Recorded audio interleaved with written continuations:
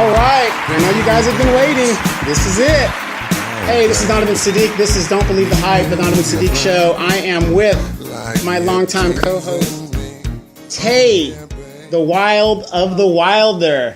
And she is animated, as you guys know. That those of you guys that know her, she is one of those citizens that likes to ask questions. She is she is bipartisan, being that she doesn't care which side of the answer it is, as long as it's the right answer and it's the right thing to do. It's a truthful answer. Truthful answer. I'd rather you be honest and tell me that you're doing something wrong than lie to me and then I find out later, because then that just makes you look bad. Absolutely, absolutely. And of course, the person of the hour is Dr. Carla Thornton, one of my favorite people because she's also an Air Force veteran. So this is an all Air Force panel. Dr. Thornton, how are you doing? Thank you for coming. I'm going to give you props because a lot of people do not want to come on the show because either they have something to hide or they're just scared to talk to the resident. I'm a resident. I got to vote. So, and unfortunately, in your district, I can't vote. But again, I give everybody free advertising. It's pretty good. So how are you doing today? I'm feeling blessed. I'm just, so happy to be here and be able to be up and mobile and feeling spirited. And I'm excited. I'm excited for this. This is my first time doing this type of format. So we're gonna make you look good. I'm sure. I will not do my veteran.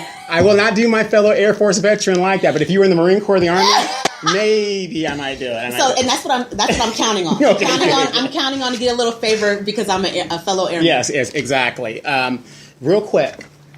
Did you happen to watch the city council meeting last night? No. Unfortunately, I was out knocking on doors canvassing. I did have intentions of going to the city council meeting. Mm-hmm. I have seen a couple of posts of things that went down. Mm-hmm. But, we're counting down. We're almost 30 days out. 30 days out. I'm sure it was more the same. Right. Yeah. Of course. The Louise the Clown Palomares closed it out as usual. As you know, I ran in a special election in this district, and we recalled Victoria Bach, and unfortunately, LaDonna Jimson had some things in her past that came back to bite her on the butt, and thus the return of Victoria, the criminal Baca. So I have a little experience in running, so I know you are just being, going to work and being torn here, got to go to this meeting, got to go to this, and it's a lot of pressure to do that. So for those that don't know, running for office, it is very taxing. It takes a lot of time from your family. You have a beautiful daughter that that has things that she has to do. You have to get her there. Such a sweet little girl. Yeah, No, and it's really important, especially in this city, because as you know, we don't have any black representation on the council. Not that means anything, but it is nice to have somebody that's relatable to me. And not just, but it also gives you, as the voter, I get to see that you do have something, you're invested in Moreno Valley for a reason, not just for the sake of running, but for your daughter, because she lives here too. She goes to school here. She'll eventually, get her first job here. You're invested in this city. So it makes me, it kind of makes me glad to see that you do have a vested stake in Moreno Valley, no matter if running or not. So now, I can, you're more relatable now that I know that you're a parent, you're working within the city, you're doing all these things within the city. But before we start to deep dive into these questions, do you want to go ahead and, give the city just like your platform while you're running? Well, tell us about you. We were chatting it up. Before the show. They had a lot of it in common. You guys had the same AFSC. For those that don't know, that's your job. We actually kind of migrated. We went in the same time, the same year. Wow.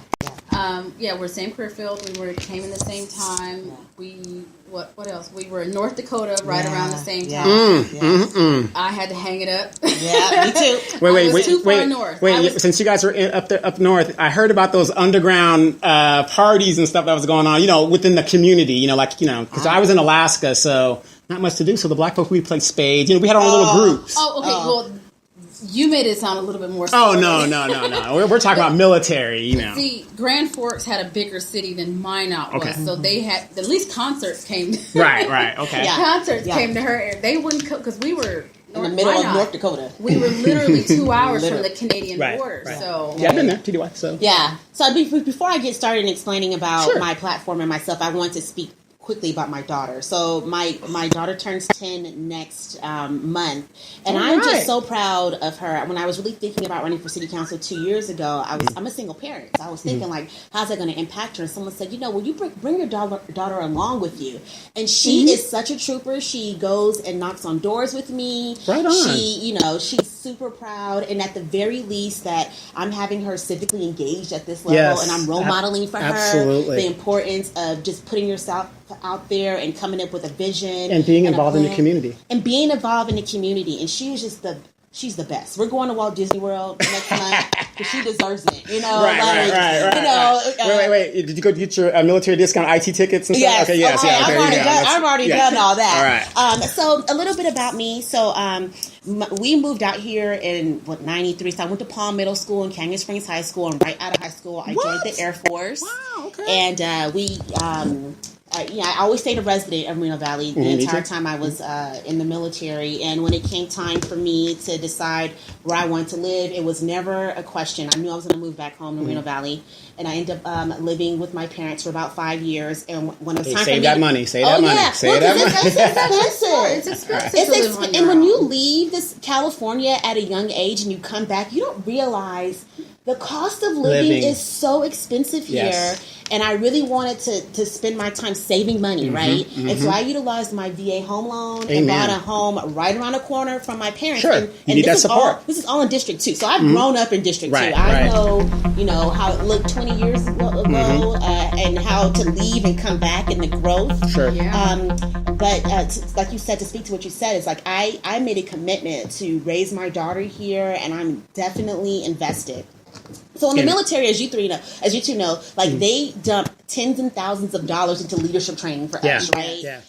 They wasted their money on me, but go ahead. Oh, did they? Yeah, it was a waste, but okay. Yeah, I'm with you though. I'm with you. Major. And so when it was time for me to come back home, I was looking for opportunities to continue to serve my community. So within like 6 months of moving back to Moreno Valley, I was like, okay, well, what can I go? What board or commission can I apply for? Sure. And so I applied to join the Environmental and Historical Preservation Board here. So I was an appointee for that. And I served on that for 5 years, and I ended up being the chair of that board. On. Okay, I didn't know that. I did not know that. Yeah, so, and then after that, I left that board and I became an appointee on the Traffic Commission. And I served on the Traffic Commission for about 3 years, ended up chairing that board too. And my term just expired over the summer. Was Corey Jackson on that board with you? So he was on the board for the first year. Okay. So you guys have some familiarity with each other. Yeah. I ended up meeting Corey while I was on the Traffic Commission. Gotcha. So we served together. And I did reapply to join the Traffic Commission. However, I did not get reappointed.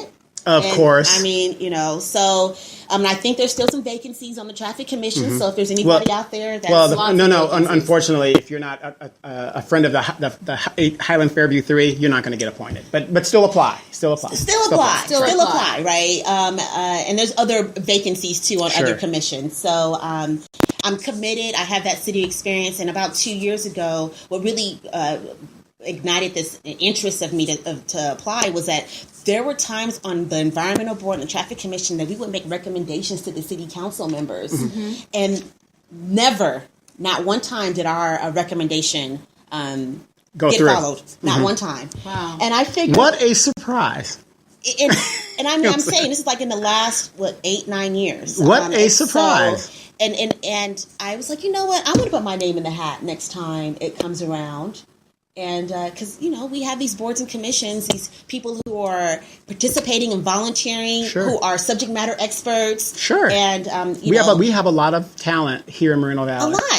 A lot. And I know that if I were elected, that I would provide those individuals with a space to have their voice heard, and because I know my character, so I decided to run. Oh, awesome! On top of that, I'm a social worker. I have my doctorate in social work, and I'm an assistant professor at Cal Baptist University. Go ahead, sister. Did you? Go ahead. I went to Cal Baptist. Yeah. So training Christ-centered social workers to have an impact here in the Inland Empire, and I'm just so fortunate to be in that position and to work for a great organization. CBU is amazing, and that's what I do on the. See, I did not know that. I give you the benefit of the doubt, but no, I'm just saying that's very impressive to find that out about you. Because like I said, I support, whatever's going on. But when you really get to really know these candidates, because you guys go to forums and they don't really ask real questions. And see, that's the thing. That's why I kept, that's why I did emailed a lot of the majority of a good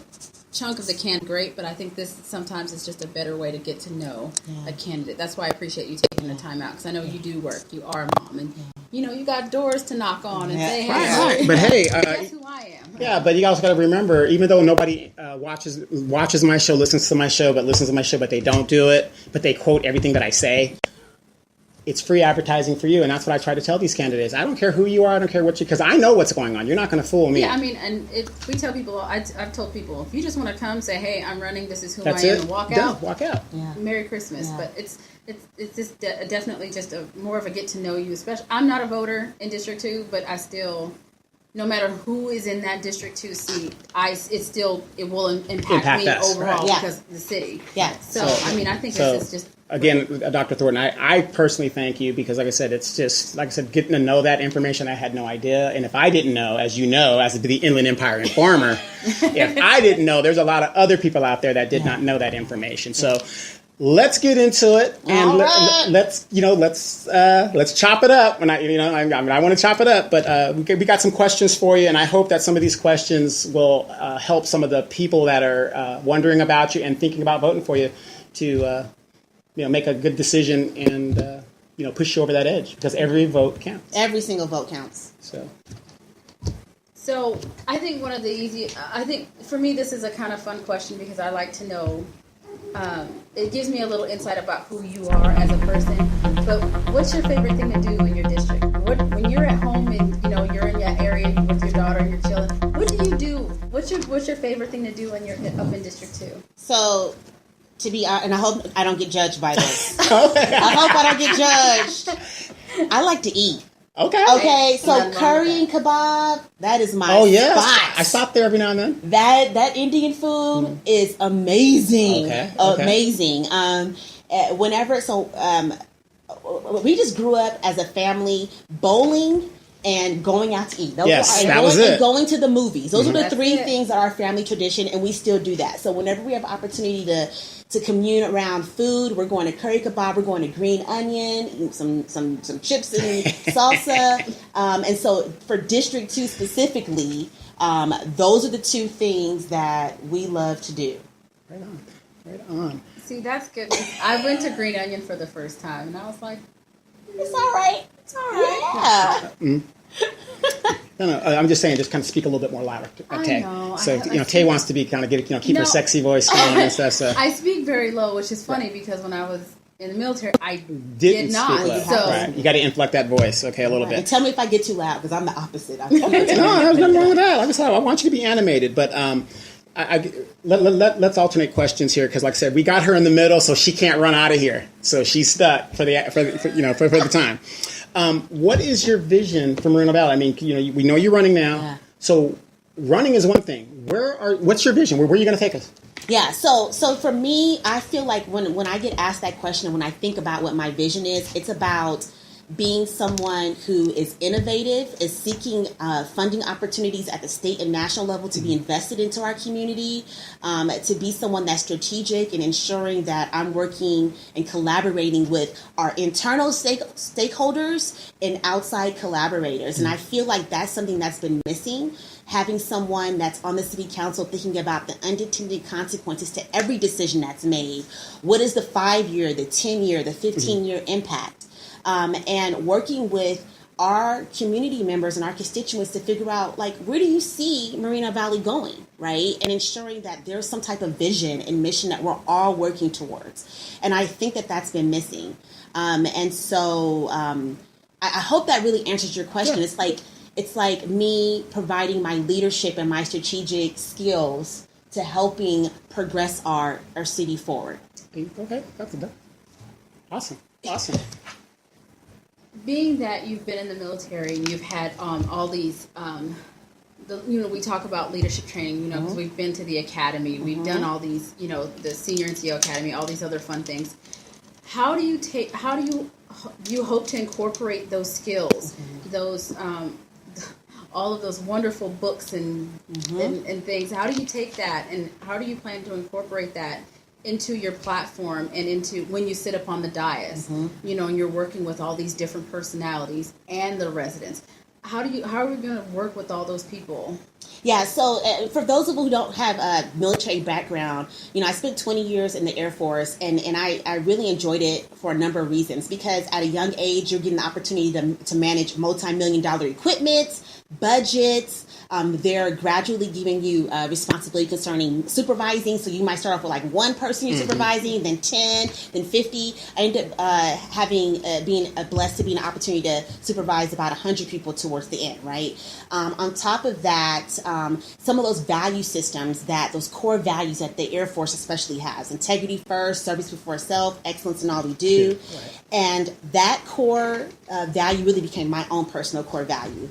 And so the way that I plan on implementing that as a city council member is the same way I've done it in my boards. And it's not a coincidence that I've been nominated by my peers to be chairwoman of every board I've ever served on, is that really bringing collaboration and this open door and this approachability, right, that I have. Like I'm open to listening to people's perspective, really getting the buy-in, taking the time to get the buy-in of not only my fellow city council members, our board members, but also the constituents. And I think that training came from the military, because even though, you know, it is our responsibility to follow the orders, right? Absolutely. To protect and defend. Absolutely. But at the same time, you have to get their buy-in, because if they don't believe in you and what you're saying, you're going to failure of leadership. Okay, it's going to be a failure of leadership. And so the military really showed me how important it is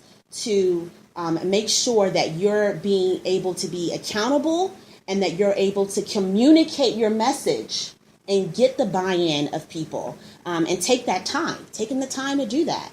And so that's what I hope I'll have the opportunity to bring to the city council, you know, when I'm elected. Right. Well, you got a background. Like I said, you are a certified logistic. How do you say that? Logistician. Logistician. Yeah. Yeah. Or a box kicker. Right. Now I have two questions. Now, one that's very important to me. I've been here for 41 years. Okay. I'm one of the few people that have seen this great city grow. Of course, our demographics have changed, because back in the day, if you weren't affiliated with that military base, nobody really lived out here. Everybody lived in Riverside and everywhere else. So we have a lot of warehouses already in the city. As you know, we are back to square one with this WLC madness, whatever. Now, I don't think we should have any more. Where we have more than enough. I don't know if you watched the last debate. Shaylinda Bernard, who's running in District 4, as Kid Kreber has tried to, spin this thing, and he's talking about, well, these, he admitted it. Oh, these low warehouse jobs, right?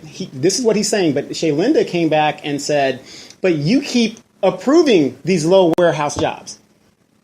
Are you going to continue, and when you get on the dais, to vote for warehousing? Wow. Okay. All right. Wow, we just jumped right in. All right. It's a yes and no answer. Are you going to continue to do that? So, I don't know. I don't feel like it's a yes or no answer. And I'm going to tell you why. I feel like it's really complex. So, I am pro-business. Okay. I am about, we do need to increase our revenue stream in order to increase public safety, in order to increase investment into our infrastructure concerning like the roads. So how do we do that, right? Somehow we found ourselves in this position where the logistics and the warehousing has become this industry of ours, right? Inland Empire, yeah. And it's, based upon our proximity, sure. And they have all types of things right. and data that they'll throw out. So I don't feel like it's a yes or no answer. I feel like, first of all, my core says that for the warehousing and the buildings that we currently have, we need to make sure that those spaces are being occupied. Gotcha. Okay. Well, and that's a big thing, because, if you roll down, Alessandro, you'll see a empty lot of buildings. Freshly built warehouses. No occupants. But they're completely empty. And that's a waste of square footage, just a waste of space when it could be reutilized for a different business. Right. And in making sure that when we have these business individuals, these developers that come to us with a plan, that we're saying to them, okay, So what is the long-term impact? Mm-hmm. How much are you willing to spend to ensure that the infrastructure around that warehouse is like you're paying for that's being developed, mm-hmm. That there's enough not only jobs, but that we're collaborating with local colleges to ensure, right, that there's certificates, associate's degree, bachelor's degrees. I feel like that there needs to be more thought in future approval of this industry in our community. I agree. And that we need to really be strategic. And that's the thing I think that's been missing, is that there is not a streamlined strategy to bringing it in. And if a plan came before me, because we go to the planning commission first, sure. right?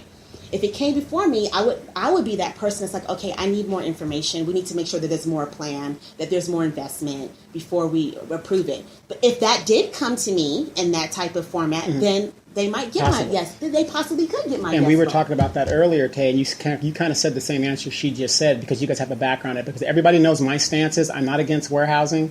It's not in the right location. So mm-hmm. I think that is the thing. And we're having idiots up there, and this is me, not her, Donovan speaking, that don't know what they're doing. They don't have a background in logistics. They hear jobs, but they don't understand the parameters before the warehouses come and how it comes into the city and how it's going. Well, and I'm sorry, just because I know you're going to say something, but I just really want to use this form and let you all know. So I have, in the Air Force, I did logistics for 20 years. Right. Okay, I have an associate's degree in logistics, mm-hmm. supply chain management. Absolutely. And Tay, we did the same thing. Yep. So mm-hmm. I know logistics, exactly. Right? Yeah. Exactly. And so I know the good and the bad that comes with it, and the good, the bad, and the ugly. Right? I know it's needed. It's needed. We have to have a supply chain management. Mm-hmm. When you guys are ordering on Amazon Prime, that thing is getting to your door somehow. Yeah, and right, and probably within 30 minutes. Understand that there's a process when it comes to supply chain management. It's not just I click, order, and then it just magically shows up to my house by FedEx. Right.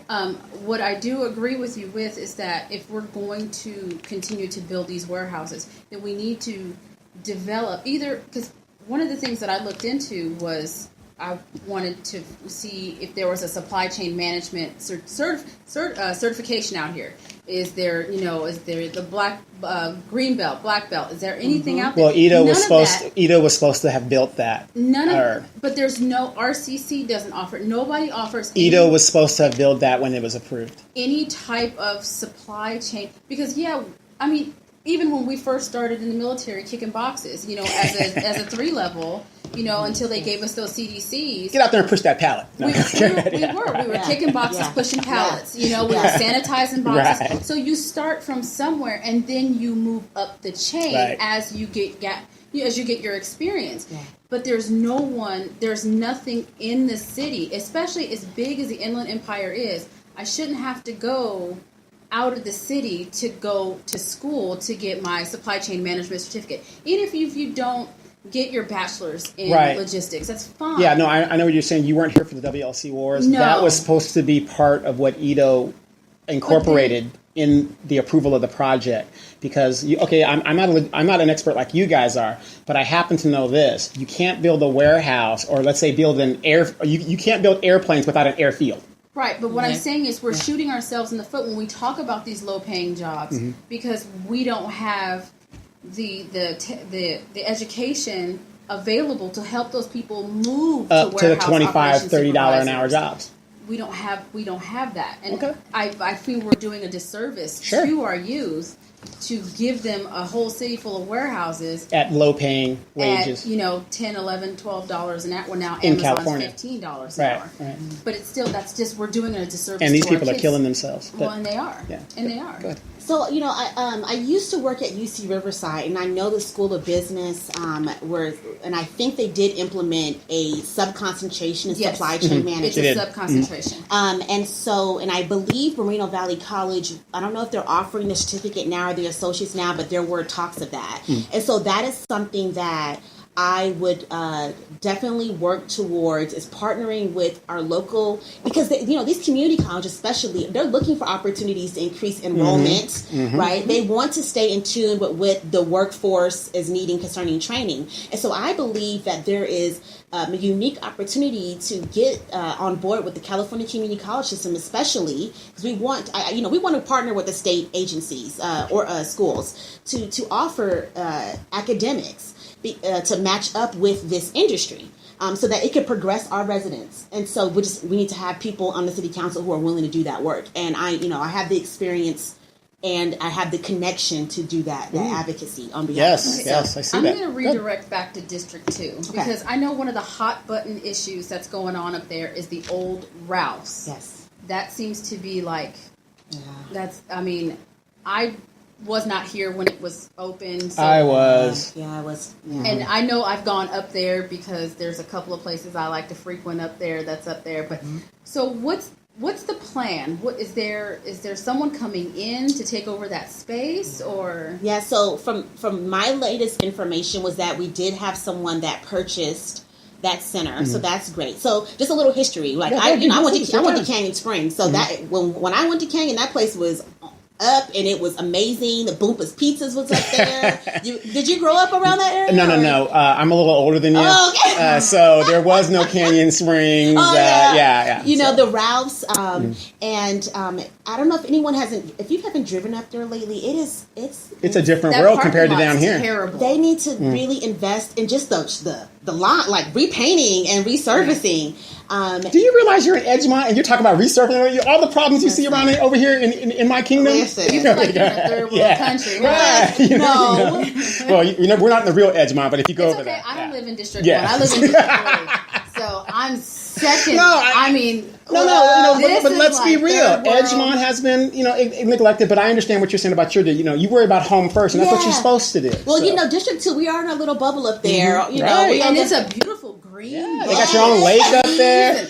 And grass, and I'm like, wow, we got dirt. Dave and said, can I get some grass down here? We got dirt here, and people that can't speak the language. I got bums peeing in the parking lot. I don't have a bathroom. So back to District 2. Right. And so, I think it's going to be very imperative, and I hope that this has already been happening, and I'll talk to Councilmember Gaiba to ensure there's a great turnover done concerning that. But with the developer that's purchased that area, to ensure that there are businesses in there, but at the same time, the community members need to ensure that they're frequenting those businesses, right? Right. Whether it's a bank or a doctor's office or, a nail salon, these are some of the stores that residents have said they want back up in that area, that they have to frequent and provide, and spend their expendable income in that area in order for that industry to thrive there. Well, so I think it's going to be very important. That area is beautiful. It's right across from that beautiful lake. Yeah.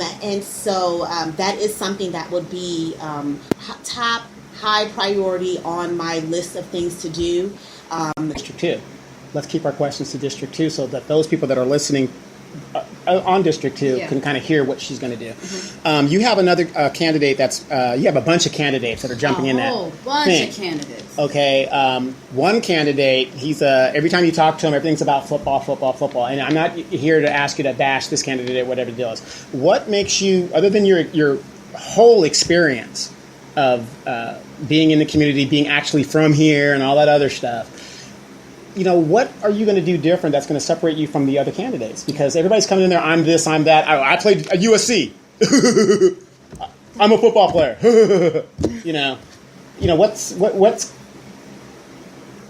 How are you going to get my vote? Yeah, what's the difference? Yeah. So can I answer? Can I just say one thing real quick? So I'm a Trojan. All right. Okay, and I haven't had a chance to really advertise that to the people. Okay. But I have my master's in social work and my doctorate from USC. I'm a proud Trojan. There you go. Okay. Not only that, but I'm a very active participant. I'm an alumni, and I also am been so fortunate to serve my alma mater and being an appointee on their advisory board for veterans for a center that researches military and veterans thing. And that's really hard to be alumni appointed on USC stuff. Yes, it is. And so every time one of my candidates, that says he's a Trojan, I'm like, yeah, fight All right. Right. So let me just throw that plug out there real quick. Well, here's the thing. I did not know that because if you don't hit my radar for doing BS, I don't really research you because I have no reason to do so. So I'm glad you brought that up. I did not know that. What separates me and the things that I plan on doing to continue to be separated from So last time we went for District 2, there were 9 people that ran. Yes. That was a huge pool. This time it's 5. And I think what separates me from everyone else is, first of all, I have been an active participant in this city for the last 9 years. Ever since I returned back to Moreno Valley, I have served on city commissions and city boards. So that's the one thing that makes me different. Another is just my community service concerning being a governor appointee at the state level. And also, even when I was in high school, I actually volunteered at the old Moreno Valley Hospital all through high school. So my commitment to volunteering here in Moreno Valley is a lifelong commitment for me. But the work, whenever you hear us talk at candidate forums, and I hope no one steals this idea. It's on record. It's on record. And this is true for me. I'm the only one talking about integrity and ethics. So we all have the same platforms. We want better paying jobs. We want more public safety. We want less traffic. All of us agree on that. But I operate from a high level integrity.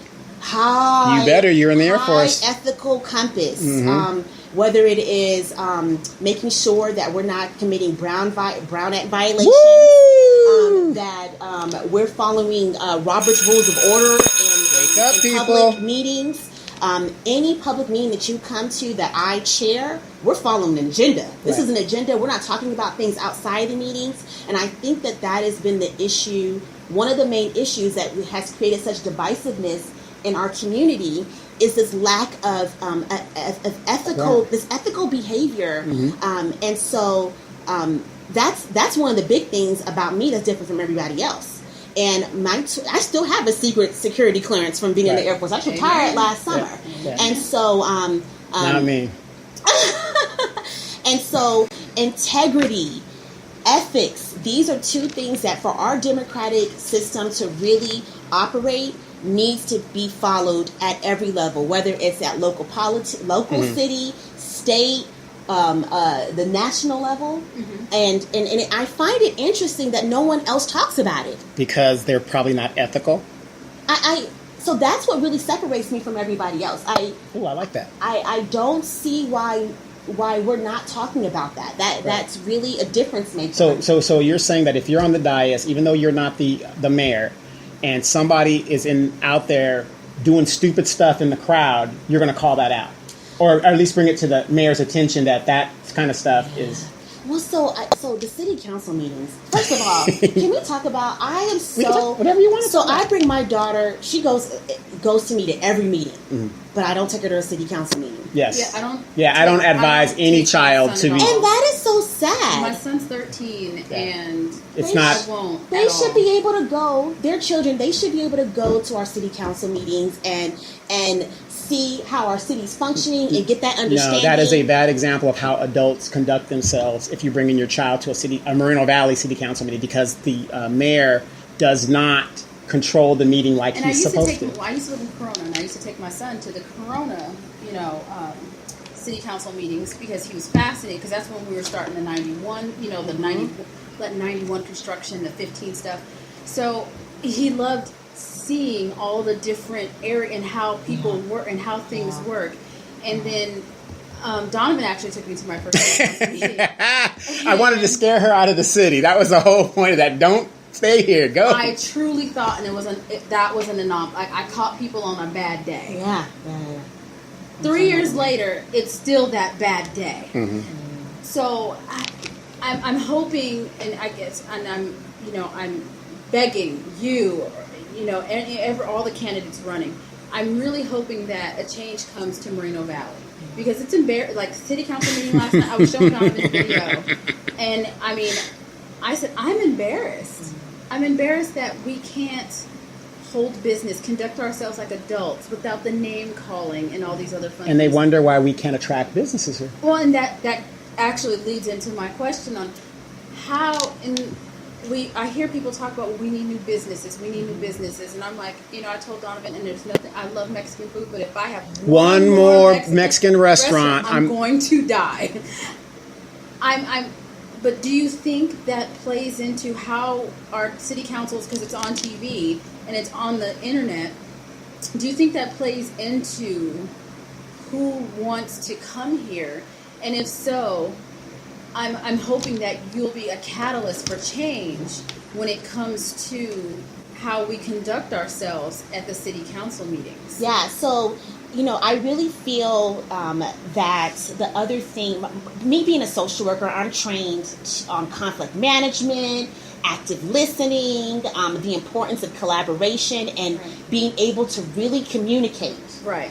And so there's a sense of divisiveness that exists within our city that's toxic, and it provides a roadblock to any person that wants to conduct business with our city or thinking about moving into our city. Right. And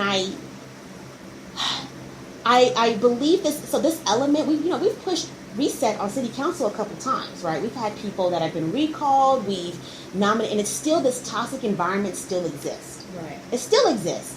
And so for me, to answer both of your questions, the thing that I would bring to the city council is this active tool that I know how to mediate. I know how to go through actual conflict management measures. I know the importance of collaboration and buy-in. And I'm that person that's willing to take that time to sit down with other city council meetings, to sit down with the staff, to sit down with our constituents, the stakeholders, I don't care what district you're from, and come to either we're going to agree to disagree, right, in a positive manner, right, or we're going to agree, or we're going to hit a stalemate. But that it's going to be important for us to both walk away feeling like it wasn't something that was negatively done in a negative and toxic way.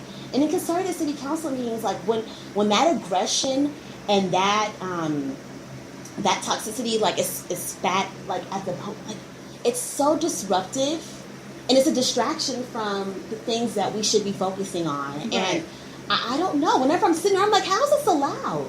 I don't know how it's allowed. I don't know what procedure is supposed to take place. But please believe, if there's going to be anyone to take the time to figure out how to get it to change, it would be me.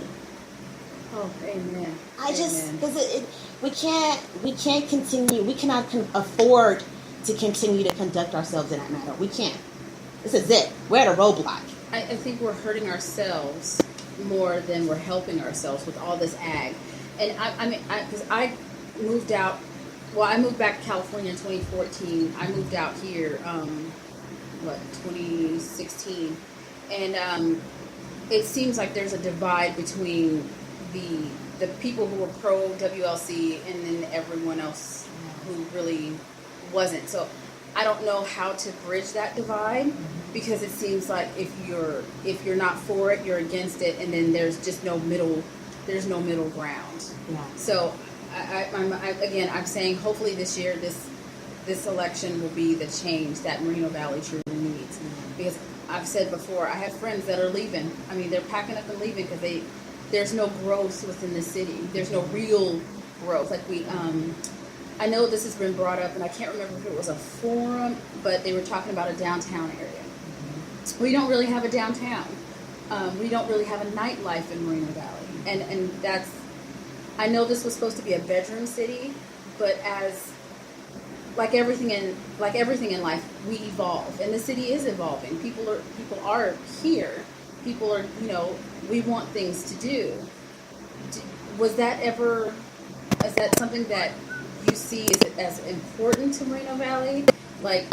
Someone said it was supposed to be like the Mason Corridor. Some people say it's supposed to be Sunnymead Boulevard. Mm-hmm. But because our city isn't a master plan city, so we have smatterings of everything everywhere. So we don't have, you go to Redlands, you have the business district, and then you have everything else. Mm-hmm. If you go to Paris, they've kind of pushed all the warehouses away from this, from the residents, so you have to kind of bypass through that to get to the city. Mm-hmm. We really don't do that. So how could we have, outside of the because everything pretty much happens at the City Hall complex. How can we venture out into the city and have like a set designated shopping area? Do you think that's important for the city, like Riverside does? And I'm not trying to say we need to be like Riverside, but still, because we are a growing city, do you see that as something that needs to happen for Moreno Valley? Yeah, absolutely. Absolutely. I know that when, especially in a spirit that's been a long-term resident, when they put that arch over the Sunny Mead. I thought that was downtown when I first moved here, and I was told it's not. And I believe that was the intent of it, to bring a little culture, right? Some identity. Yes. Right? Because we need identity. We need an identity. And so how do we move forward with that? And so I do think it's something that is very much needed. I would be open to hearing people's perspective on that.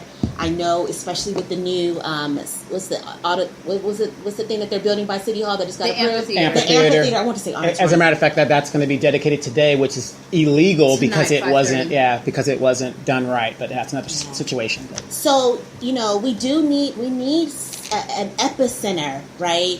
Because you're right. When you drive down, like in Redlands, Riverside, that downtown area, where all the shops are close together. But as you just stated, our city was not planned in that type of way. So first and foremost, I'm really conservative when it comes to spending our taxpayers' dollars and ensuring that whatever gap exists, whether it's public safety, whether it is investing into our streets, needs to be filled first. Mm-hmm. But at some point, we need to have that discussion and come up with a shared vision and move forward with that vision on how to create a epicenter. And it might even be like that Frederick area, right? Well, that's what I thought it was when I first, because the Sunny Mead, sign was there, and I thought, okay, that Frederick, where the mall is, that's what I thought it was supposed to be, from like the mall all the way down to Sunny Mead. But I was told it was supposed to be the Nason corridor. So I just think that would be a nice way to rejuvenate the city and not just bring it. I think it would attract a lot of businesses if we took Sunny Mead and spruced it up a little bit. And while I agree that I'm not even going to bring up the amphitheater. I won't bring up the amphitheater. My only issue with the amphitheater is because it's next to a charter school now. So now... And it's in Edgemont. Back in the day, this is in the Edgemont zone. I mean, I'm not saying that's a bad thing. I'm just saying you're developing something of that caliber on a main street that... It's not going to work. Sorry. One of the things I keyed on when at the conversation with the candidate is you talked about public safety. You talked about your daughter being able to go out and play and not really have to worry about her being outside. Public safety was a big thing for you. And I guess was there ever like a police department detachment up there, and then it's gone? Yeah, over by the Ralph's Center. Okay, there was a police department, and now it's gone. Being that you guys had those 2 murders up there, and there's been it seems like maybe it has been an uptick in crime throughout the city. I know that everyone talks about having our own police department is a great idea, and I think you've been asked about the possibility of having our own police department, but I really hate to ask it, but I'm going to ask it. Do you think it's possible for us to have our own police department, or is it too much of a financial risk at this point? Yeah, so concerning, and they did ask that question, I can't remember, was at the Sunny Mead Ranch Clubhouse. So I think most military members are, I'm so supportive of our police and sheriffs, our brothers and sisters in blue. Absolutely. And they need to have as much resources as they need in order to have high morale within their profession and their departments, and also be able to really feel safe while they're policing our streets. To answer your question, Moreno Valley cannot afford our own police department. We don't have the revenue to support it. So right now we have a contract with the county, right?